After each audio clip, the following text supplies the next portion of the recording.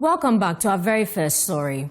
A fuel tanker explosion triggered by a collision has destroyed at least 7 vehicles on the Nsawam-Accra highway early Saturday morning. The Ghana National Fire Service promptly responded to contain the blaze, which has generated thick smoke and caused severe traffic congestion. According to reports, the explosion occurred when the tanker collided with another vehicle, igniting a fire. Thick black smoke from the scene alarmed motorists and residents in nearby communities along the busy highway. Fortunately, no casualties have been reported so far. Emergency teams continue to assess the situation and search the area to ensure no victims remain trapped.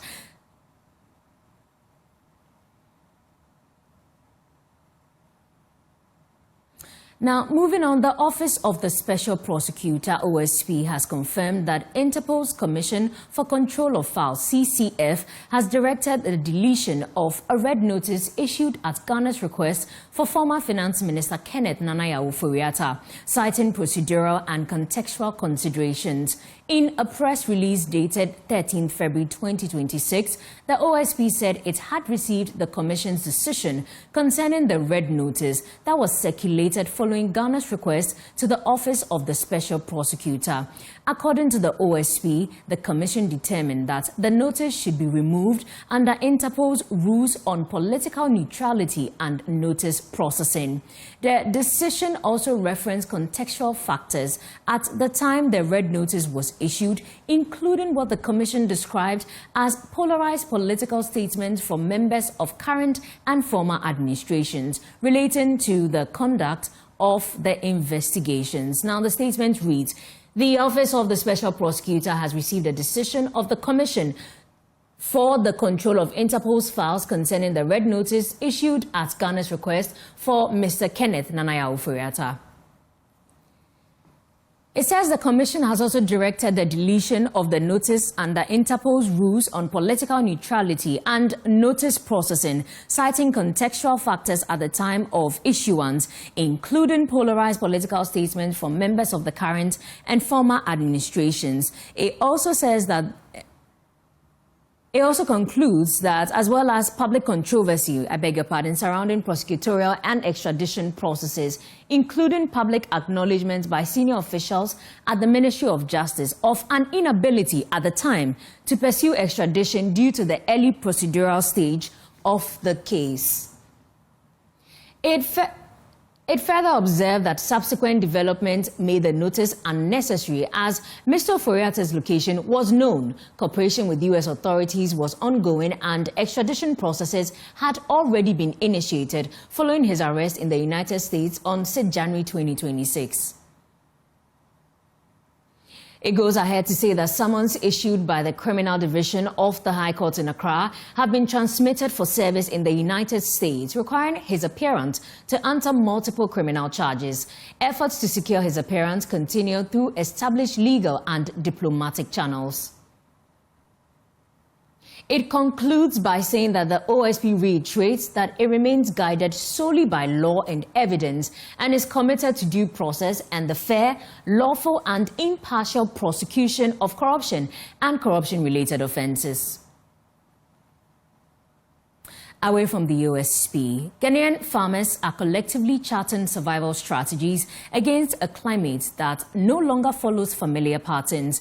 In the Asen Central District of the Central Region, some farmers gather not just to discuss yields and prices, but how to safeguard their livelihoods from the increasingly unpredictable weather. On climate evidence, Kofi Edudonfe reports on how agriculture cooperatives can turn shared vulnerability into collective resilience.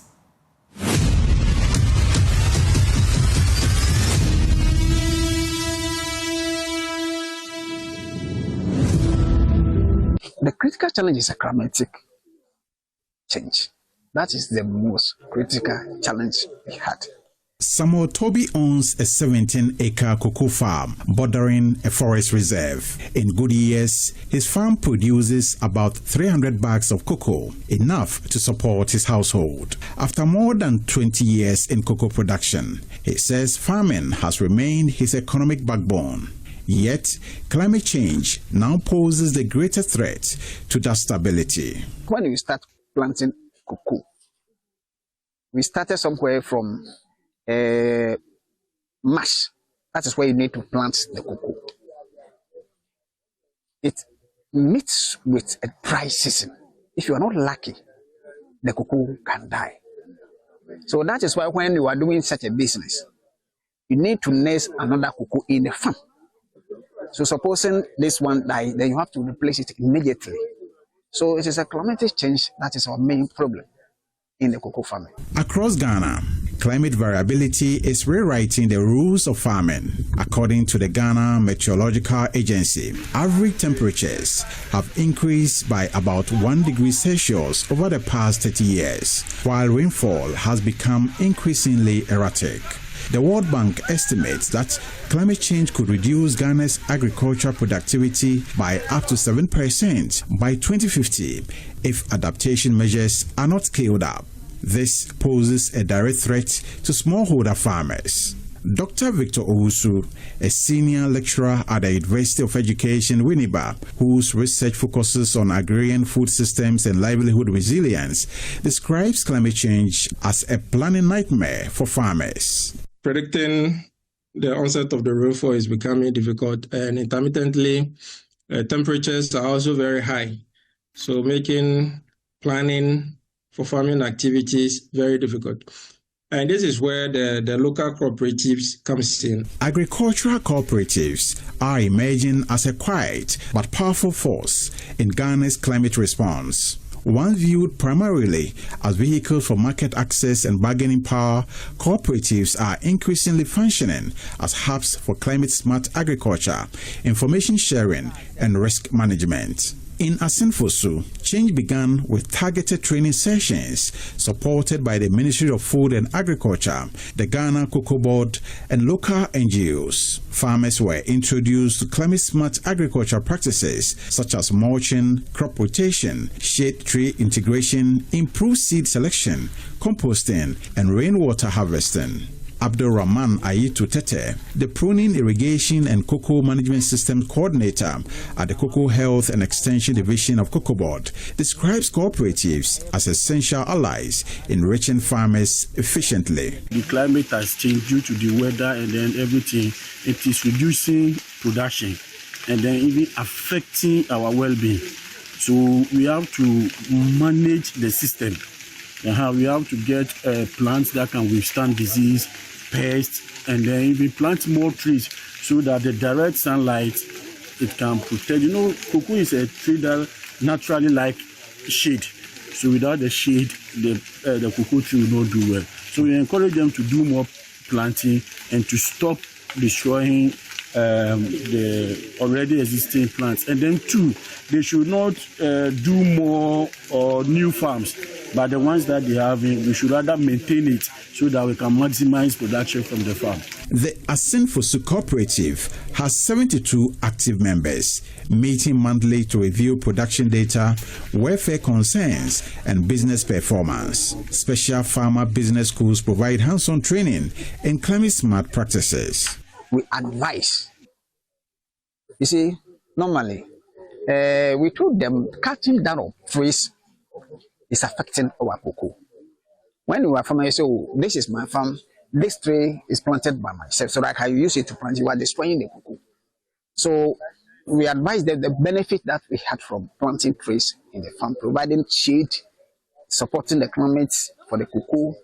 Cocoa needs a good shade and rainfall. Experts say cooperatives are central to scaling climate adaptation across the country. According to Dr. Victor Owusu, for decades, agricultural governance in Ghana has largely followed a top-down model, limiting local participation in policy design and implementation. We've realized that the top-down approach towards dissemination of information such as climate change, availability of subsidies for farmers, including fishers, there is a big gap, communication gap, and most of the information or the intended materials do not get to the people who are supposed to be using this information and other materials for their work to benefit their welfare. So gradually, we are moving towards a bottom-up approach where government and other agencies are now recognizing the importance of empowering local cooperatives to also be actively involved in the management and governance of our agriculture food value chains. Ghana's updated nationally determined contributions and the climate resilience and green economy strategy explicitly recognize farmer-based organizations as key actors in adaptation and mitigation efforts.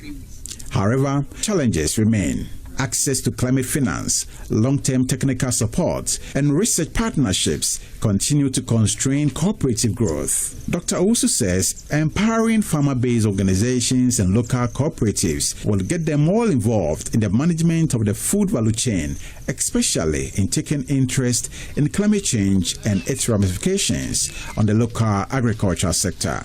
Agriculture sector or the primary sector is directly under the mercy of climate change because we talk about farming, they depend on the mercies of the weather, the rainfall and the temperature. We talk about the fishing, it's also the same.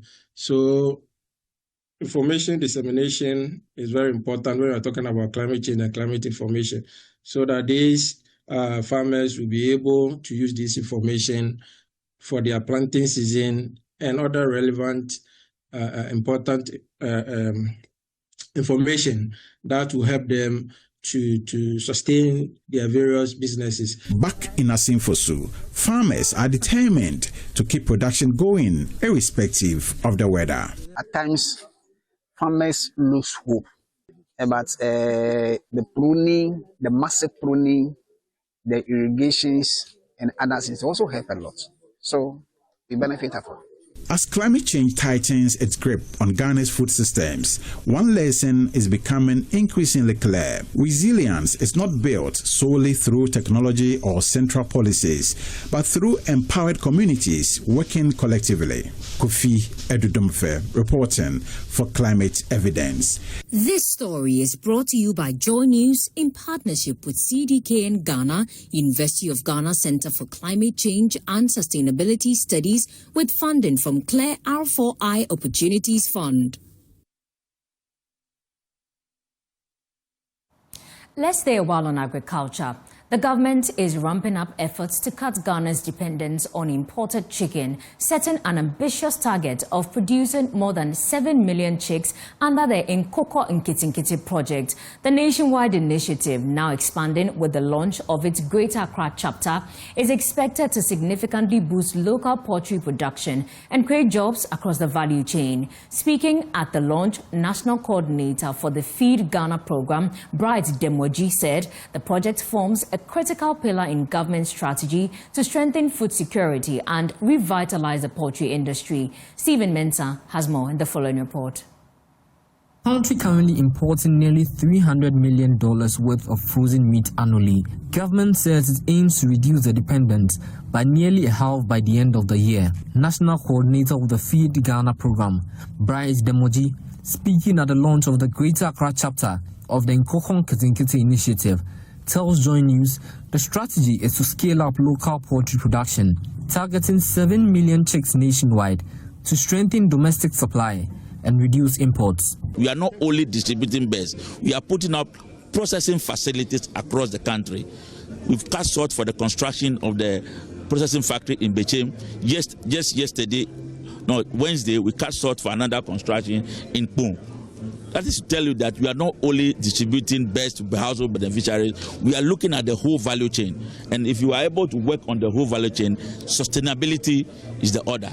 On concerns about accountability and long-term sustainability, Greater Accra Regional Minister Lindo Uklu says parliamentary oversight will be critical to ensuring transparency and delivering results. So we'll make sure that, sustainability is key.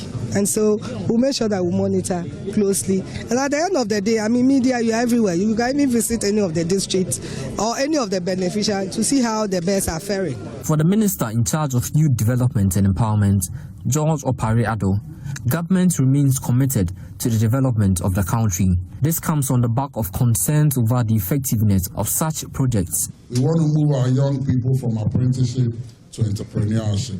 That is why when we launched the National Apprenticeship Program, we also launched the Jumera Program. The vision is that after training our apprentices, we will now push them through the Jumera Program and give them the needed skills so they become their own entrepreneurs and employers and also employ many more other people. The Nkukong Ketinkete project forms part of the governing NDC's 2024 manifesto commitment, which seeks to generate employment across the poultry value chain while reducing dependence on imported poultry products. From our break, let me now take you to the minerals sector. President John Mahama has announced a new policy direction aimed at ending the export of Ghana's mineral ores in their raw form by 2030 as part of his government's drive to boost industrialization and job creation. Speaking at the Accra Reset at this reckoning event in Addis Ababa on Saturday, February 14, President Mahama said Ghana must move away from exporting unprocessed resources and instead investing in building strong local refining and processing capacity. The president explained that exporting raw materials denies the country significant revenue, jobs and industrial growth and has kept Ghana overly dependent on external markets for decades. We're going to stop foreign funding for the purchase of our cocoa. We are going to raise domestic bonds. We have enough cedis in Ghana to pay for our cocoa. We're going to raise domestic bonds, buy our own cocoa. We don't need to collateralize the beans. I know the interesting part. We have the capacity to process 400,000 tons of those beans, processing capacity in Ghana. But because the beans are collateralized, we cannot even allocate those beans to the local processors. We have to ship all the beans outside.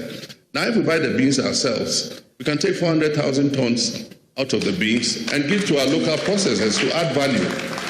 That is what the Accra Reset is about. I say by 2030, there are not going to be any raw mineral ores leaving Ghana. You're not going to ship manganese ores out of Ghana raw. You're not going to ship bauxite ore out of Ghana raw. You're not going to ship iron ore out of Ghana raw. You must process all that locally. That is the only way we can provide opportunities for our young people. Our young people are not as patient as our generation. They want to see that progress and prosperity today. And that is why Accra Reset has that urgency that we need to implement in order that we stop our young people from braving the dangers of the Sahara and the Mediterranean to try to get to Europe to look for opportunity. Africa's prosperity is not a threat to anybody in this world.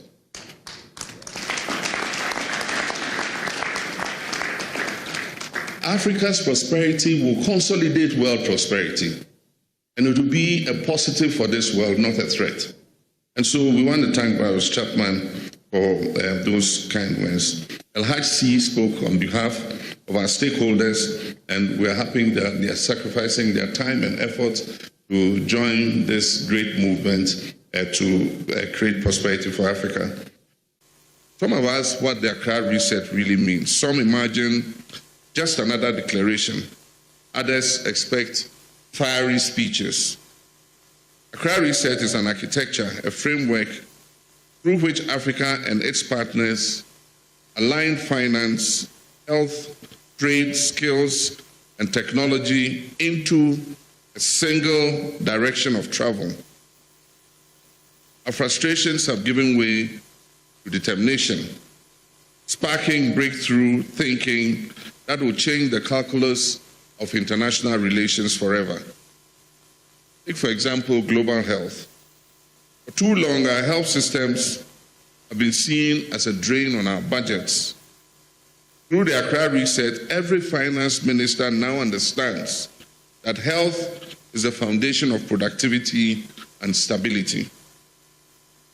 I'm pleased to announce our high-level panel on reform of global health architecture, which is co-chaired by Professor Peter Piot, Honorable Budi Gunadi Sadikin, Chancellor El-Haj Asai, and Honorable Nisia Trinidade Lima.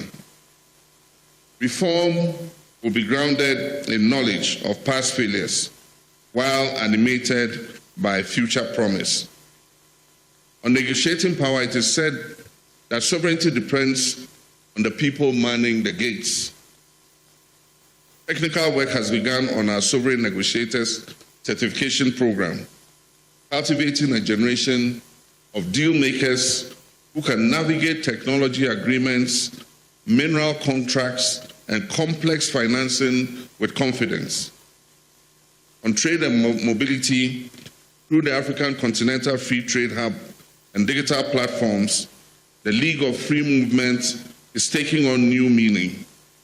Our global digital skills passport will ensure that the qualifications of young Africans are recognized across platforms and across the world. On global partnerships, the new Bandung spirit is gaining expression. Exchanges with South Korea, Singapore, India, and Indonesia are opening pathways for technological learning and digital trade. From Addis Ababa in Ethiopia, let's circle back to Ghana, specifically the Greater Accra region, where the MPP flag bearer Dr. Mahmoud Bawumia has issued a strong caution to the government, urging it to dial down rising political tensions and halt what he describes as the intimidation of political opponents. Speaking at a National Islamic Thanksgiving service at the Central Mosque in Kanda, attended by party executives, MPs and senior aides, Dr. Bawumia said the country cannot afford political distractions at a time of mounting economic and social pressures. He stressed that the real task before the government is addressing the pressing challenges facing ordinary Ghanaians. I would like to also use this sacred moment to appeal respectfully and firmly to the government of the day. Ghana has been through a lot. Our people are still under lots of pressure. This is not the time for retribution, intimidation, or settling of political scores. It is the time to lower the temperature, heal the nation, and govern in a way that reassures every Ghanaian that they are safe, respected, valued, regardless of how they voted. Ghana is bigger than any party. Our democracy must never be reduced to vengeance. There is work to be done, serious work.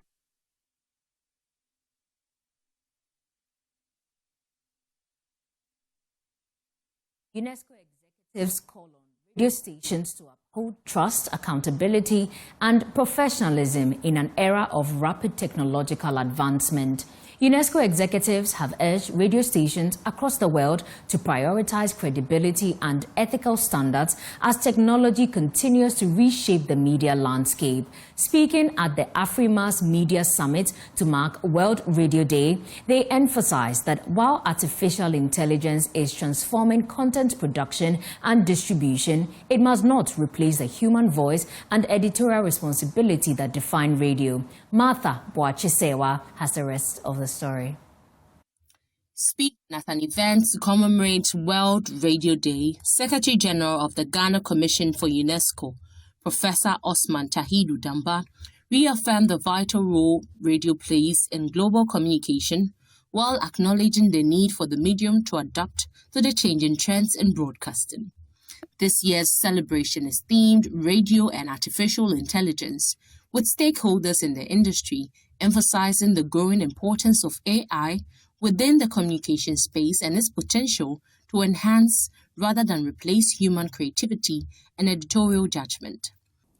This year's UNESCO Global Theme, Radio and Artificial Intelligence, AI is a tool and not a voice, is both timely and instructive. Artificial intelligence is already transforming the media landscape. In broadcasting, it offers communities to improve production, audience analysis, multilingual content, accessibility for persons with disabilities, and operational efficiency. Ladies and gentlemen, UNESCO's position is clear. Technology must serve people and not replace them. Citing instances where radio has enabled him to listen, research, and balance passion with professionalism, broadcast journalist Abeku Santana reiterated that when used effectively, radio can maintain its position as a trusted medium of communication. From frequency modulation and radios that you could transmit, now you can broadcast across the world. So technology has changed, transformed, and impacted radio. So as we celebrate World Radio Day today, let's look at the impact of technology in our broadcasting or radio service delivery. Then again, let's also appreciate the power of radio in influencing change, social change, positive change in our community. Radio wakes us up and radio takes us to bed or sleep. Radio has been the source of authentic information. Radio has been a companion. Radio back in the days was companion even with farmers.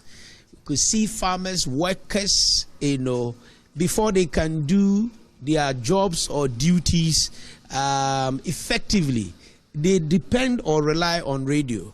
You wake up in the morning, you want a... Some students present at the summit expressed a strong consensus that radio remains relevant, highlighting its unique strengths such as community trust, local content, immediacy, and accessibility. AI lacks emotions, and I think if AI is taking over radio, it won't be interesting to watch because AI cannot create a joke. And so I think radio is here to stay. Okay, so I would say radio remains relevant because now when you go to YouTube, you can see radio shows live there. When you go to TikTok, to the same thing, Facebook, to their streaming. As the industry reflects on the intersection of tradition and innovation, participants agreed that while technology continues to evolve, the core values of credibility, accountability, and professionalism must remain at the heart of radio broadcasting. For Joy News, Marta Sewa-Boache's report, read to you.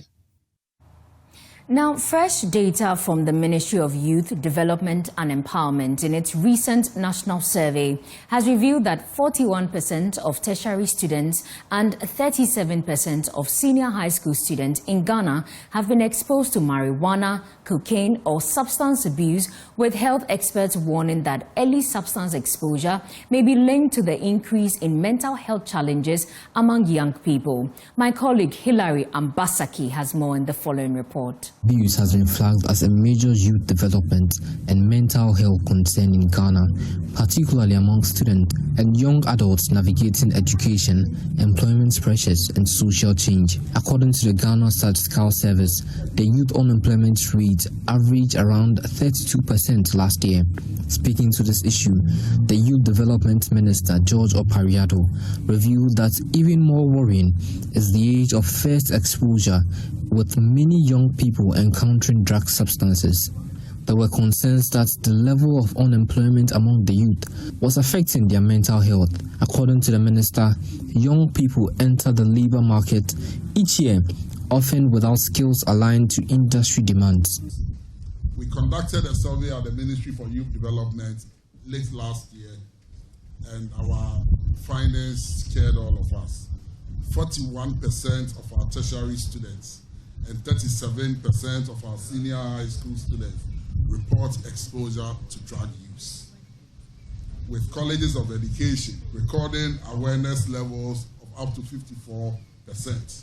Even more concerning is the age of first exposure.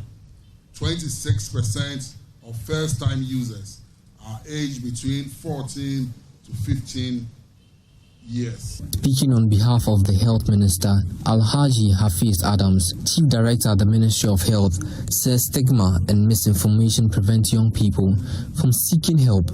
Youth unemployment rose from 16.9% in 2017 to 22.5% in 2022.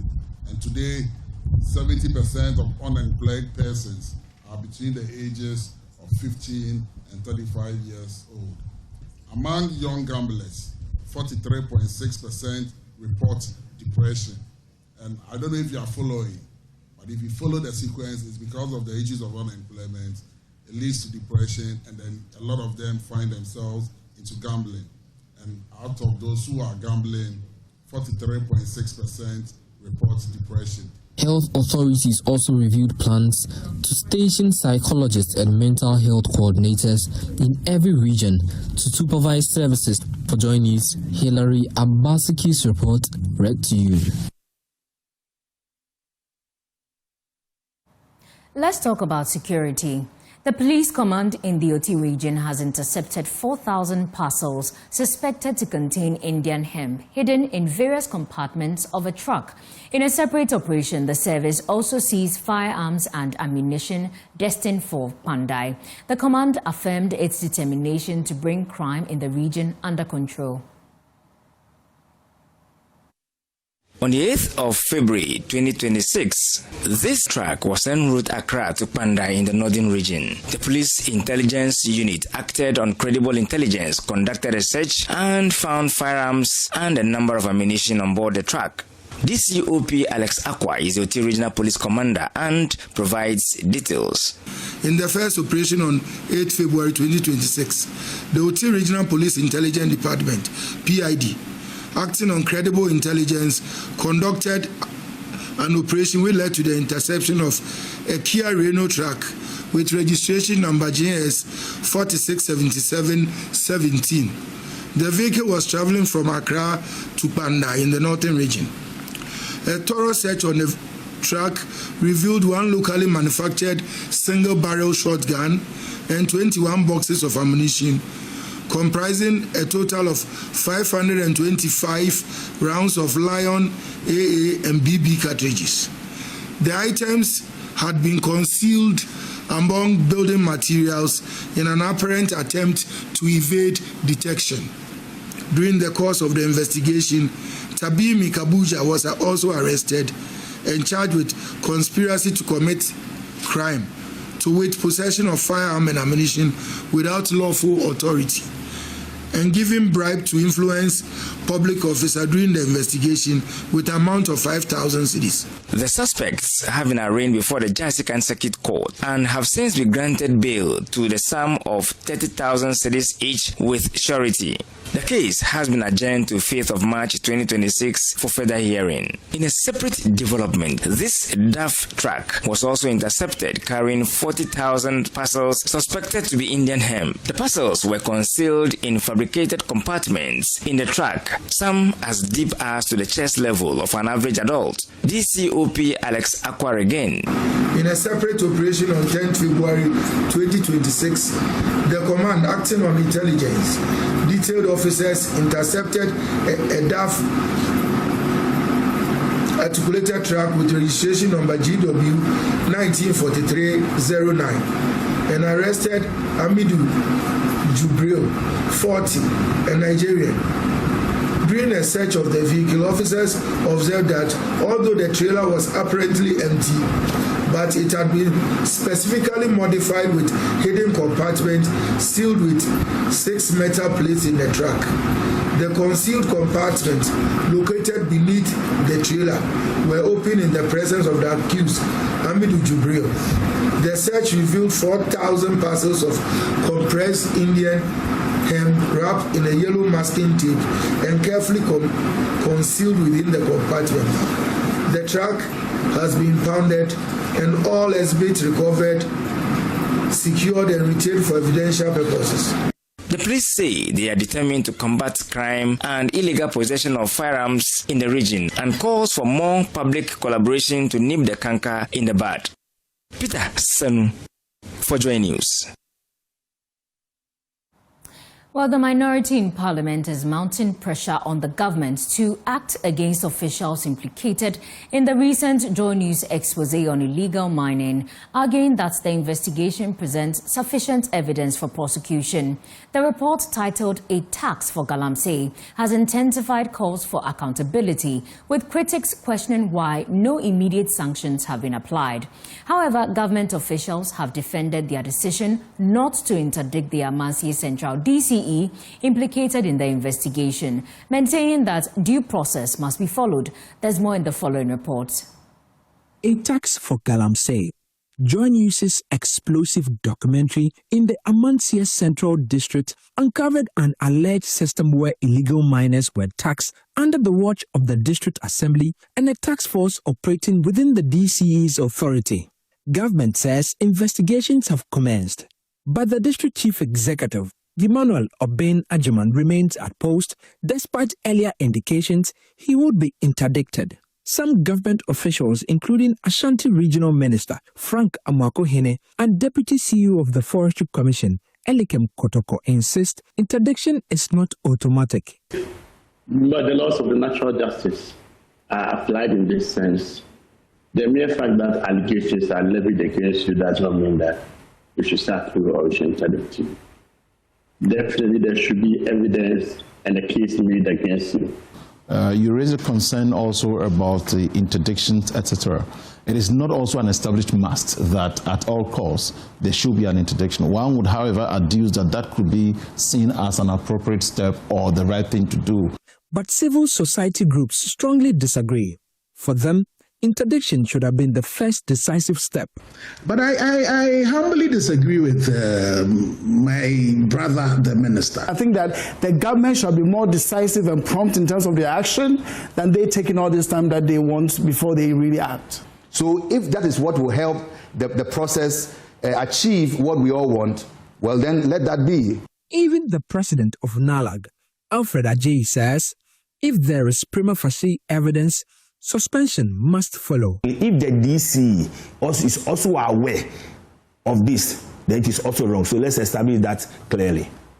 And so you agree with us that they must be interdicted? Yeah, that's what I say, on condition that the prima facie has been established. But critics say promises are no longer enough. They are demanding enforcement, accountability, and measurable action. Stiffen the punishment. So let's make sure that for all of these people, we give them the punishment of both the fine and the custodial sentences. I think we need to start sacking people, getting people interdicted, and until that happens, we will not really make any progress with this fight. The Catholic Bishops' Conference says it will continue to mount pressure until prosecutions follow. We want those who are found culpable to be arrested, prosecuted and jailed. So we want that to be done. Illegal mining remains a national test of leadership and accountability. Whether this moment leads to real reforms or fades like many before it, now rests with government. For JoyNews, Maxwell Akloboto's report, read to you. We'll take a break here on JoyNews Room. Please stay with us. We'll be back with some more stories. Welcome back to JoyNews Room. Minister for Trade, Agribusiness and Industry Elizabeth Ufosue-Jare has highlighted the potential of the garment industry to create massive employment opportunities. Speaking during the tour of North Shore Apparel's construction site in the northern region, she noted that the sector doesn't require a specific degree to work in, making it accessible to many. Here's Martina Bugri's report. The North Shore Apparel GH Limited is a Ghana-based clothing manufacturer that integrates sustainability into every aspect of its business. They are blending innovation with eco-friendly practices and fair labor standards to create sustainable fashion. The company is expected to produce garments for some international brands. Speaking to the media after the tour of the facility, the Minister for Trade, Agribusiness and Industry, Elizabeth Ufosue-Jare, hailed the company for the jobs it will create. Garments create a lot of jobs, and I keep on saying that. It employs a group of people. employs people with PhD, masters, first degree, and even those who didn't feel like going to school.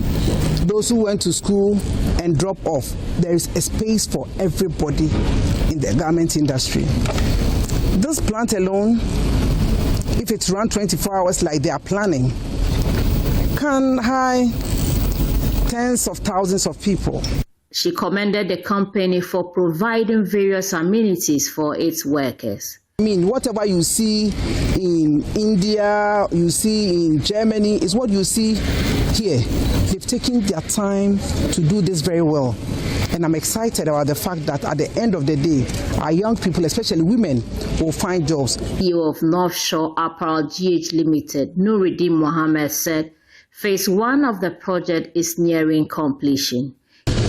We are building the first purpose-built apparel manufacturing facility in northern Ghana. So we are currently executing the phase 1 of the project.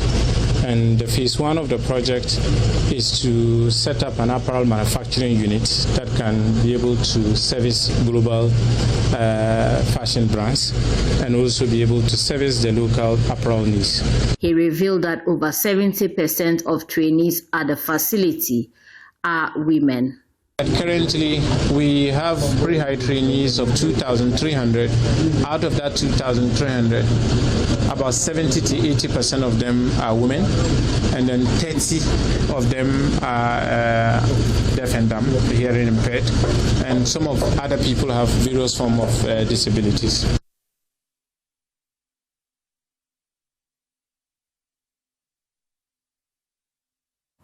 From the northern region, let's head to the Volta region. The Food and Drugs Authority has clamped down on unlabeled and unregistered diaper products on the whole market. The exercise was aimed at cleaning the markets of these counterfeit products that pose health threats to consumers who are basically children. There's more in the following report by Fred Kwame-Asare. The Volta Regional FDA Director, Gordon Akurugu, led a team of officials from his outfit and the Ghana Police Service to undertake the exercise. With a strategic plan and concerted efforts, the team raided several shops, resulting in the identification and seizure of several suspected counterfeit diaper products. Brands confiscated include Santi, Amanda, Sayil, Forever Cotton, Maya, Smart, Jasper New, among others, which were found on the shelves in the market. Gordon Akurugu shared the roadmap for identifying the direct source of the products. The people we have picked the product from in whole market will be given to police for further interrogation for us to know where the products are coming from. It is important for us to establish where the products are coming from. They are just market women who probably also gone somewhere and bought it. So we want to know where it is coming. You also bear with me, Volta region in particular is closer to the neighboring countries. So it is also possible that they're smuggling these things into the region, which we want to ascertain the source. And this is not just one day exercise, it's an exercise that has to continue. We've been doing it, but we just want to probably put emphasis on it that this is an important thing that will save life, because children are our future leaders and we think that they should not. He also cautioned mothers to be vigilant when shopping for products for their children. We control the import to ensure that the product coming in is safe, is efficacious and wholesome for use. And therefore, if it comes into the country and FDA is not aware, and we can't therefore guarantee the safety and quality, and the law is very clear on that. So if we see a product that is not registered in the market, it is against the law, and then you face the full records of the law. He is questioning everybody, a parent, a mother, to buy registered diapers. They are there, you can see registered diapers. Most of them are in without label, but the registered one, you see label and see FDA number. And that is what we want every parent to do. Life of a child is important to Ghana and FDA. Fred Kwame-Asare, Joy News. Well, in Accra, a hearing-impaired couple who have struggled with poverty is hoping to change their lives after receiving a freezer from the Accra Metropolitan Assembly. The intervention forms part of the disbursement of capital to persons with disabilities, as the Metropolitan Assembly also pushes for more employment opportunities in corporate settings for them. Namoko has more in the following report. For years, this hearing-impaired couple depended on the occasional petty trading opportunities that came by to survive. In those trying moments, love was their only place of comfort and hope. In an economic environment where many are unable to interpret sign language, they defied the odds and educated their 2 children to the senior high school level with the earnings they made. But they have set their sights high. They want to turn their predicament around and leave an inheritance for their children. The vehicle to achieve this legacy is to acquire a fridge. For years, this dream stayed frozen in their thoughts. But with the support of the Accra Metropolitan Assembly, this fantasy has become a reality. They are now owners of a deep freezer. But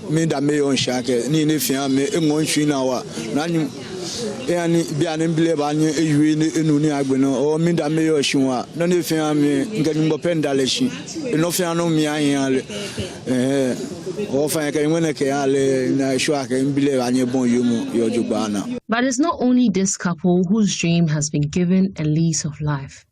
Rodalyn Odamteng is in her mid-20s and currently without a job. She wanted to pursue a craft in dressmaking. Like the couple, that dream had always remained a wish. But with the support from the assembly, she can pursue her goal of becoming a seamstress. I can do a lot. I can sew a whole lot. Well, happy Valentine's Day. This Valentine's season, while the world celebrates roses, romance, and red hearts, we turn our lenses to a different kind of love, one rooted in sacrifice, devotion, and divine calling.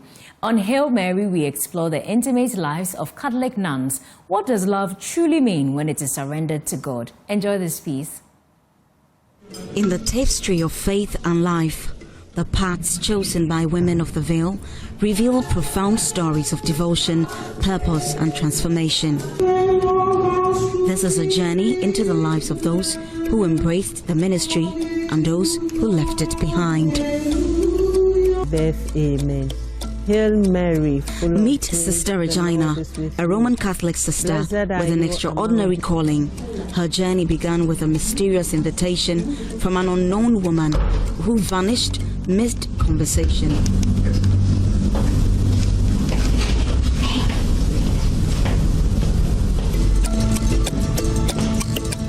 So many people think that as a woman would fall in love with a man, Reverend sisters fall in love with Jesus. Is that true? Yes. Yes. If you don't fall in love with Jesus Christ, or if you are not in love with Jesus Christ, you can't even embrace this life. You cannot even say you want to become a sister. You fall in love with Jesus Christ because he has laid down his life for you. He has loved you. So you want to do what he has also done. Only that he is human and divine, and he loves the whole world. You may not be able to do what Jesus Christ loved, what Jesus Christ did. But the little that you can do is what you are doing.